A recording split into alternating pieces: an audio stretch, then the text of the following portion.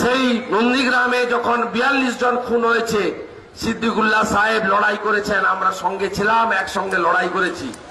জমি রক্ষার আন্দোলনে এই মানুষটার যে ভূমিকা, দলমত বর্ণ ধর্ম নির্বিশেষে তিনি তার লড়াই করেছেন, আমরা চিরদিন কৃতজ্ঞ। ব্যক্তিগতভাবে আমি কৃতজ্ঞ, তাকে আমি আমার যথাযথ শ্রদ্ধা, সালাম এবং শুভেচ্ছা জানাই। তিনি আমাদের রাজ্যের নেতা নন, তিনি দেশেরও একজন অন্যতম ধর্ম নিরপেক্ষতার লড়াই করেন।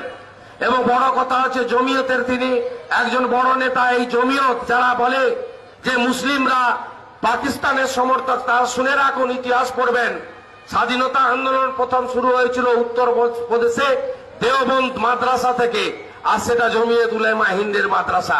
সেই জমিয়তের তিনি হচ্ছেন আমাদের দেশের অন্যতম প্রচারক, সংগঠক।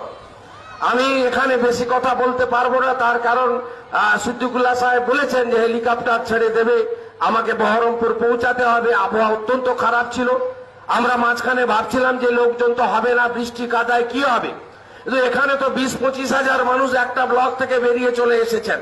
এই